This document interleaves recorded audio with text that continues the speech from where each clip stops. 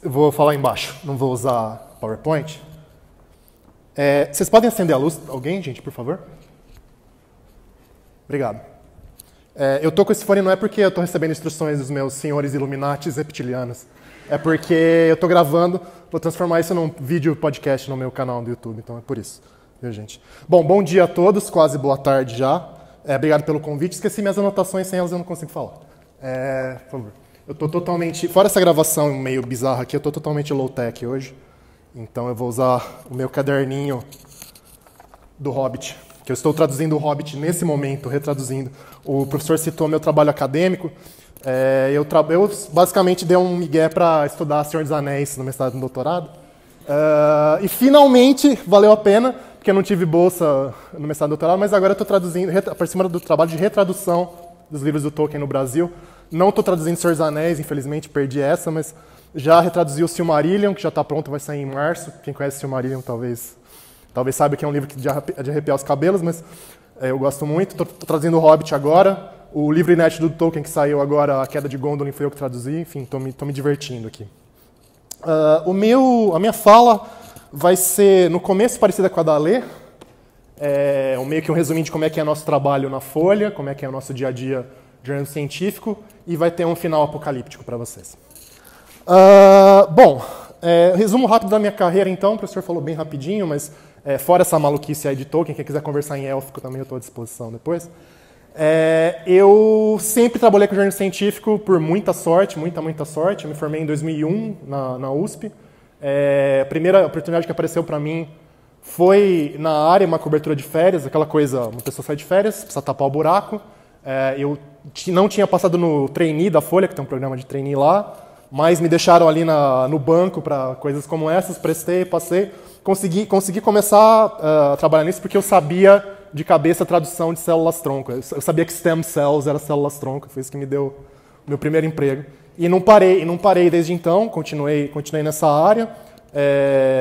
Já fiz coisas para Super, para Galileu, para a revista FAPESP. Faz tempo, aliás, o pessoal está precisando de freela lá, se o pessoal puder passar para mim, eu agradeço.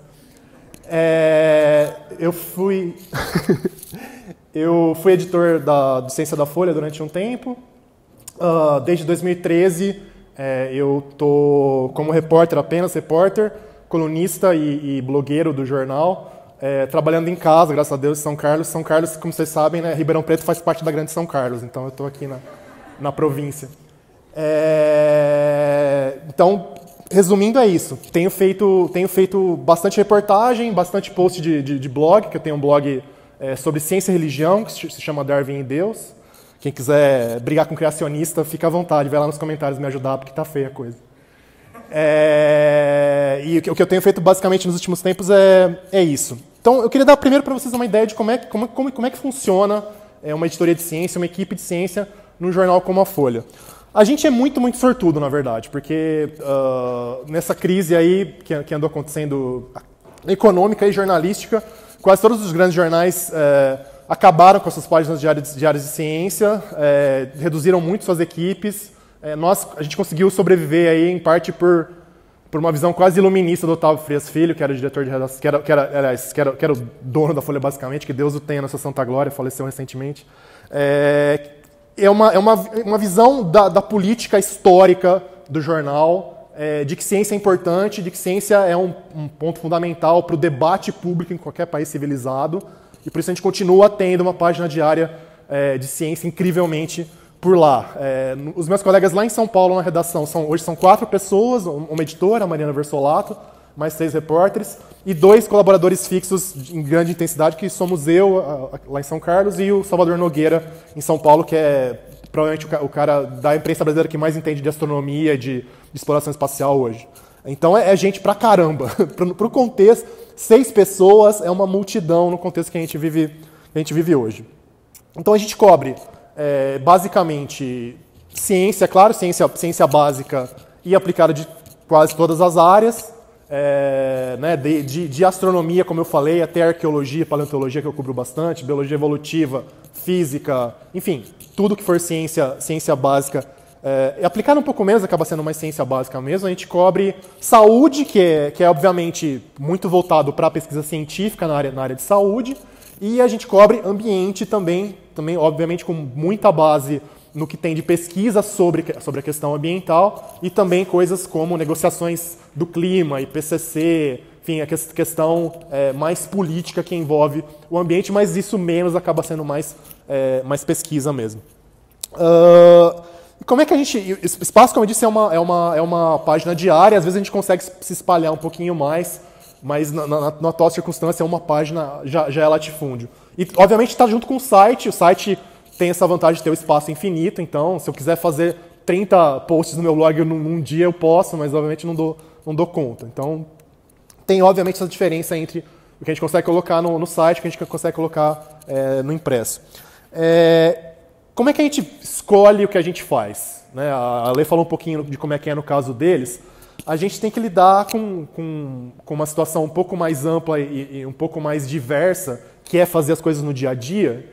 Então, a gente tem, primeiro, o que eu chamo de armadilha das revistas. De certa maneira, quem é jornalista de ciência tem as coisas meio que na mamata. Meio que, se você ficar acomodado, fica um pouco fácil. Por quê? Em especial fora do Brasil, tá? Grandes sociedades científicas e revistas científicas, como no caso dos Estados Unidos, a AAAS, né, a Associação Americana para o Avanço da Ciência, que seria a SBPC americana, que publica a revista Science, eles dão um acesso para jornalista privilegiado, embargado, de artigos científicos que estão para sair ainda. Então é muito comum eu saber do que vai sair na Cell, ou na Science, ou num monte de outras revistas importantes, antes que os próprios cientistas saibam. A gente recebe isso, em geral, com uma semana mais ou menos de antecedência, para ter tempo de ler direitinho o artigo, de falar com o pesquisador, de mandar o paper para o inimigo mortal dele, ver o que o inimigo mortal dele acha, aquelas coisas. Mesma coisa no Reino Unido, a Nature, né, que é britânica, tem esse mesmo sistema para facilitar as coisas para jornalistas. Então, se a gente quisesse ficar na mamata, a gente ficaria fazendo matéria sobre paper novo o tempo todo. Fazemos muito isso, mas a gente não pode ficar restrito apenas a isso, vira uma coisa acomodada e talvez pontual demais. A gente passa a enxergar só as árvores, não enxergar a floresta, e isso acaba sendo negativo. Então, o que a gente tenta fazer também, como a Lê falou, às vezes fazer esses balanços de uma área que está mudando relativamente, como ela disse muito bem, o meu livro, 1499, o Brasil antes de Cabral, apenas R$17 na Amazon, já faz esse resumo que eles fizeram na matéria sobre como é que está mudando a arqueologia amazônica, a arqueologia brasileira. Esse tipo de coisa a gente faz. E tentar entrar pesado em debates que têm a ver com o dia a dia da população e que dependem fortemente de informação científica de qualidade, como todo esse rolo dos agrotóxicos que está rolando. Não sei se vocês estão acompanhando, mas tem essa ideia de mudar a legislação. No próximo governo, do jeito que a coisa vai mudar mesmo e vai ser uma lindeza. E a gente está tentando explicar, então, o que é verdade, o que é hype, o que é medo injustificado, como lidar com isso. Eu participei dessa cobertura grande dos agrotóxicos, meio que na base de perguntas e respostas, gigante. Essa aí ficou acho que com 3 páginas até. Foi um negócio meio sem precedentes pra gente. Então, e temas como esses, a gente, volta e meia, obviamente quando teve a epidemia de Zika, né, vocês devem ter visto o quanto de boato absurdo rolou quando teve a epidemia de Zika. Enfim, febre amarela também. Esse tipo de coisa depende, para fazer um trabalho bem feito num jornal diário, depende do know-how de gente como nós, sem falsa modéstia. A gente sabe separar o joio do trigo e tentar explicar para as pessoas o que é o joio e o que é o trigo. Então, isso é uma coisa que a gente faz bastante. Voltando em um pouco assim, do ponto de vista prático, de como fazer a coisa no dia a dia, de repente podem ser ideias úteis para quem pensa em entrar nessa área, talvez até não só em divulgação, como jornalismo científico também. Cada vez menos tem exigência de diploma de jornalista para fazer jornalismo, então, de repente, tudo bem que é outra carreira que não está muito bem nas pernas, mas se vocês gostam de emoções fortes, podem arriscar. Como fazer no dia a dia? Como é que eu faço? Aí falando pessoalmente minha abordagem, o jeito que eu tento lidar com essas coisas. Como eu falei, hoje em dia eu faço reportagem, aquela coisa mais caretona no jornal ou no site, eu faço post em blog, que é uma coisa mais livre. Eu tenho uma coluna quinzenal, que é uma coisa pessoal minha lá, que sai na página de ciência a cada 2 semanas, sai no domingo, no jornal impresso, que é uma coisa realmente mais pessoal. E faço vídeo também, que não é nenhuma maravilha que vocês estão vendo, que beleza que eu estou falando em público, mas imagina no vídeo, mas a gente tenta. Qual que é a minha caixa de ferramentas, então? O que eu tento usar para tentar debater essas coisas com as pessoas da maneira mais adequada possível? Acho que a primeira ferramenta inevitável é metáfora. Tá? Eu sei que tem muita gente que fala que metáfora é imprecisa e não sei o quê, mas toda a linguagem científica, no fundo, é construída em cima de metáforas também. O professor tinha falado de cérebro no começo. O que quer dizer alguém sabe o que quer dizer dendrito? Sim, etimologia de dendrito. Significado original da palavra dendrito. Alguém faz ideia? Ninguém. Em dialeto caipira, arvinha. Arvorezinha. Tipo, é uma árvore aquele negócio? Não, não é, mas parece uma árvore. É uma metáfora.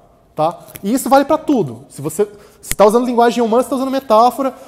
A questão é escolher a metáfora apropriada em vez de não usar. Se você deixar de usar, você está ferrado. Ninguém vai te entender.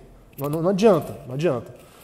Então, DNA, por exemplo, uma coisa que eu sempre repito, talvez as pessoas aqui já tenham ouvido isso, mas DNA, é errado você falar que o DNA comanda alguma coisa, que ele está lá sentado coçando o saco no cromossomo.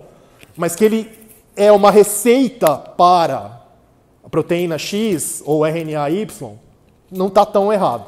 E dá uma ideia um pouco mais clara do que aquela coisa faz. Tá? Então, é um pouco por aí. Segunda coisa, eu acho que o humor é primordial. E eu apanho muito por causa disso, tomo muita porrada por causa disso. Inclusive nesse livro que a Ale citou, apenas R$17 na Amazon, eu usei bastante humor assim. O livro vendeu bem, continua vendendo bem, graças a Deus. Só que muita gente fala, porque ele trata o leitor como idiota, porque ele fica com essas piadinhas de tiozão do pavê, não sei o que lá. Eu acabei de fazer 40 anos, então realmente já me transformei no tiozão do pavê. Mas eu acho que não dá. Se você fica botando essa barreira, não, isso aqui é sério, isso aqui é chato, isso aqui, se você não chegar com um bico do tamanho, uma tromba do tamanho de um elefante, você não vai entender. Não. Esse negócio é uma aventura, a maior aventura humana possível, que é entender o universo. Você vai fazer o negócio ficar chato, não ficar divertido? Pra mim não faz sentido nenhum. Acho que desafiar o senso comum é importante. Né? Eu até usei essa frase numa coluna recente minha do velho Richard Feynman, ganhador do Nobel. Qual que é a primeira regra da ciência? A primeira regra da ciência é que você não pode se enganar, se deixar enganar. E qual é a pessoa mais fácil de se enganar? É você mesmo. Tá? Antes de mentir para os outros, a gente mente para nós mesmos o tempo todo. E a gente se engana sobre o mundo o tempo todo. Então, se você não tiver a coragem de desafiar o senso comum, você não vai a lugar nenhum. E às vezes isso pode parecer agressivo para as pessoas, mas é a única coisa a se fazer, eu acho. Tem a questão que eu tenho gostado bastante de fazer, que é o tal do fact-checking. Porque vocês sabem que figura pública fala bobagem o tempo todo, não preciso citar, as pessoas falam muita merda impunemente. E eu acho que uma das minhas funções é falar, fulano, essa merda que você falou é tão fedida, mas tão fedida. Joga no lixo, faz favor. Que é uma coisa... Então, tentar checar fatos, mostrar para as pessoas desconstruir esse tipo de discurso para que elas, na medida do possível, não caiam nele. É difícil, mas acho que é uma função importante que a gente faz. Mostrar não só os fatos da ciência como o processo da ciência. A gente cai de novo nessa questão de desafiar o senso comum, de questionar sempre, de mostrar que as bases do conhecimento elas são sólidas, mas para serem sólidas elas dependem desse escrutínio honesto o tempo todo, de cutucar o leão da dúvida, aliás, o leão da crença com a vara curta o tempo todo. Eu sei que é bizarro um cara como eu, católico, falar isso, mas sim, a gente precisa cutucar esse leão o tempo todo. Tá? E uma coisa que é difícil colocar no mesmo pacote, mas que eu acho que para botar na balança é importante, que é a humildade e o equilíbrio. De mostrar que as coisas têm muitos lados, nem sempre, né? Nem sempre as coisas têm muitos lados, tem coisas que são pura bobagem, pura canalice, e nesses casos a gente não pode deixar barato, mas muitas vezes o mundo é complicado, o mundo tem muitos lados, a gente não sabe tudo, a ciência não sabe tudo. e que acho que é importante mostrar isso para as pessoas. Esse contraste, eu acho, entre o desafio e a humildade, ou sei lá, como o Carl Sagan, que já foi citado aqui, diria, entre o ceticismo e a admiração, acho que é muito, muito importante. E vamos para a parte apocalíptica. Eu queria aproveitar para botar o dedo na fuça de cada um de vocês aqui. Tá? Os fatos, pessoal, estão encurralados hoje. Tá? Os fatos estão lá no cantinho. Se a situação hoje fosse uma luta de boxe, os fatos estavam no cantinho tomando porrada na cara sem parar, com o nariz sangrando e quebrado já. Tá? Isso é muito, muito sério, gente. A situação, a maneira como o debate público, o debate político se desenvolveu nos últimos tempos, não poderia ser mais tóxica para os valores que a ciência representa. E a ciência ficar quieta nesse tipo de momento é covardia. Beleza? Não dá para ouvir impunemente que sem responsabilidade fiscal dá para o país crescer. Não dá.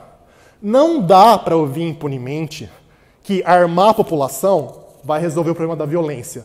Spoiler, não funciona. Tá? Não funciona. E assim, as duas coisas são absurdas, mas eu deixo para a consciência de vocês resolver qual que é a mais absurda. Tá? Não vou eu falar qual que é. Consciência de vocês que resolva. Então, galera, só que assim, isso precisa de ação prática. Não dá para ficar quieto. A gente está virando refém de uma coisinha de Satanás, que dá vontade de chamar o Cabo Daciolo para jogar um balde de água benta em cima, que é essa coisinha verdinha no celular de vocês, chamada Zap Zap. Tá? Isso aí é do capeta. A gente tem que aprender alguma maneira de usar essa coisinha de Satanás contra o próprio Satanás. Procurem cientistas da computação. Procurem psicólogos, porque esse negócio hackeou o nosso sistema de recompensa do cérebro. Hackeou a maneira como o nosso cérebro funciona. Se a gente não achar uma maneira de deshackear, a gente está ferrado. Ninguém aqui pode se dar o luxo de ficar quieto, de ficar parado. Beleza? É isso. Obrigado, gente.